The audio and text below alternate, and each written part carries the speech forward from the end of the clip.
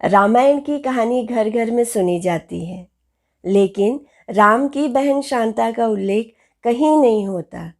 बहुत कम लोगों को यह पता है कि श्री राम की एक बड़ी बहन भी थी।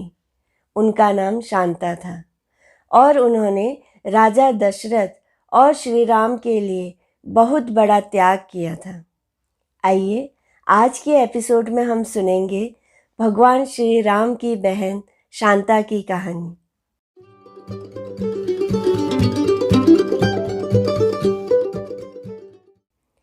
श्री राम के अवतरित होने से बरसों पहले रानी कौशल्या ने एक पुत्री को जन्म दिया था। उसका नाम शांता रखा गया। हंसती खेलती कूदती वो बड़ी होने लगी। उन्हीं दिनों कौशल्या की एक बहन वर्णिका अपने पति राजा रोमपाद के साथ अयोध्या आई। उनके कोई संतान न थी। शांता को देखते ही उस पर उनका दिल आ गया। दशरथ और कौशल्या बड़े दिल के थे। उन्होंने अपनी बेटी राजा रोमपाद को गोद दे दी। वे उसे लेकर अपने राज्य अंगदेश चले गए। शांता जैसी सुंदर बेटी को पाकर दोनों बहुत प्रसन्न थे। एक दिन उनके द्वार पर मदद मांगने के लिए एक साधु आया।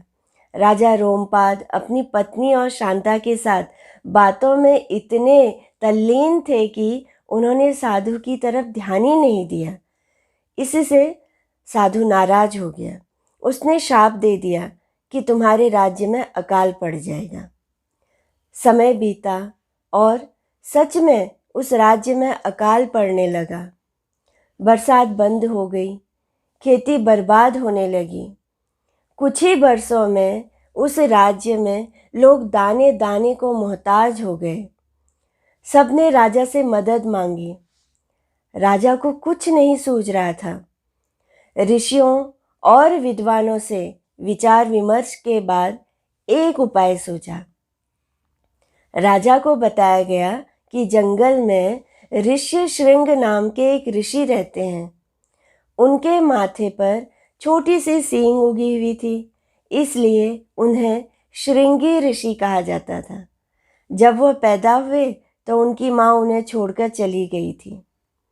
इस कारण उनके पिता समस्त स्त्री जाति से क्रुद्ध हो गए और शपथ ली थी कि मैं अपने बेटे पर किसी स्त्री की परछाई नहीं पड़ने दूंगा। गांव, नगर और समाज से दूर घने जंगल में ऋषि श्रृंगी का पालन पोषण हुआ। बड़े हो जाने के बावजूद उन्होंने जीवन में कोई स्त्री नहीं देखी थी। कहते हैं कि अपनी इसी तपस्या के कारण श्रृंगी ऋषि के भीतर जादुई शक्तियों और दैवीय क्षमताओं का वास था, जिसके कारण वह जिस यज्ञ में समिधा डाल देते उस यज्ञ को सफल होने से ब्रह्मा भी नहीं रोक सकते थे। जब राजा रोमपाद के यहाँ अकाल पड़ा तो मंत्रियों ने यही सुझाव दिया कि अगर ऋषि श्रृंगी इंद्र को मनाने के लिए यज्ञ कर दें तो उनके राज्य में बारिश अवश्य होगी और अकाल समाप्त हो जाएगा। लेकिन समस्या यह थी कि श्रृंगी ऋषि को किसी ने देखा तक नहीं था। वो कहाँ रहते थे, कैसे दिखते थे, उन तक कैसे पहुंचा जा सकता है, यह सब किसी को नहीं पता था। इस समस्या का समाधान किया शांता ने। उन्होंने कहा, मैं खोज कर लाऊंगी ऋषि को।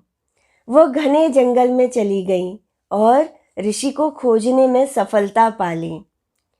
श्रृंगी ऋषि ने सच में जीवन में किसी स्त्री को देखा ही नहीं था। शांता को देखते ही उन पर मोहित हो गए और उनके राज्य में यज्ञ करने के लिए तैयार हो गए। यज्ञ के बाद अकाल समाप्त हो गया। श्रृंगी ऋषि और शांता ने विवाह कर दिया और जंगल में आश्रम बनाकर रहने लगे। इधर अयोध्या में दशरथ परेशान थे कि उनके कोई पुत्र नहीं है, उनका वंश आगे कैसे चलेगा। अनेक उपाय करने पर भी कोई सफलता नहीं थी। पुत्र कामेष्टि यज्ञ के अलावा कोई रास्ता नहीं था। किंतु शास्त्रों के अनुसार यह बेहद कठिन यज्ञ था, क्योंकि यज्ञ में जो भी ऋषि पुरोहित बनकर बैठेगा उसे अपने जीवन के सारे पुण्यों को समिधा की तरह अर्पित करना होगा। यही विधान था। इसके लिए भला कौन ऋषि राजी होगा? अपने पूरे जीवन को भला कौन दांव पर लगाएगा? राजा को पुत्र तो मिल जाएगा, ऋषि की सारी शक्तियां समाप्त हो जाएंगी, तो ऐसा बलिदान कौन सा ऋषि कर सकता है? दशरथ की समस्या राजा रोमपाद तक पहुंची और वहां से शांता के पास। शांता ने अपने पति से कहा, राजा दशरथ मेरे असली पिता हैं, हमें उनकी मदद करनी चाहिए। श्रृंगी ऋषि ने पहले तो मना कर दिया कि मैं अपने पूरे जीवन का पुण्य कुर्बान नहीं कर सकता, लेकिन जब शांता ने बार बार अनुरोध किया तो वह मान गए। लेकिन एक शर्त यह रख दी कि यज्ञ के बाद मुझे दोबारा सिद्धियां प्राप्त करने के लिए हिमालय में रहना होगा। उस दौरान तुम्हें मेरा वियोग झेलना होगा। श्रृंगी ऋषि ने पुत्र कामेष्टि यज्ञ को सफलतापूर्वक संपन्न किया। राजा दशरथ को 4 बेटे हुए। उस यज्ञ के कारण श्रृंगी ऋषि की सारी शक्तियां चली गईं। वह एक साधारण गृहस्थ होकर रह गए। अपनी सिद्धियों और शक्तियों को दोबारा पाने के लिए वह हिमालय चले गए और घोर तपस्या की। उनके पीछे शांता जंगल में अकेली रहती हुई उनके लौट आने की प्रतीक्षा करती रही। जब तक वह लौटकर नहीं आए, शांता उस घने जंगल में अकेली रही, समाज से दूर रही। तुलसीदास जी की रामचरितमानस में शांता का कोई उल्लेख नहीं है, लेकिन वाल्मीकि रामायण में आरंभ में ही शांता और श्रृंग ऋषि की कहानी मिल जाती है। इसके अलावा दक्षिण की कई राम कथाओं में शांता का उल्लेख है।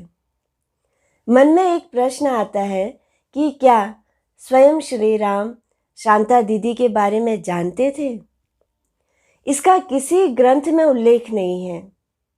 उड़ीसा के कुछ लोक गीतों में इसका वर्णन है कि वनवास के दौरान श्री राम लक्ष्मण जी और सीता जी के साथ उस जंगल में पहुंचे थे, जहां शांता दीदी अपने पति के साथ रहती थी।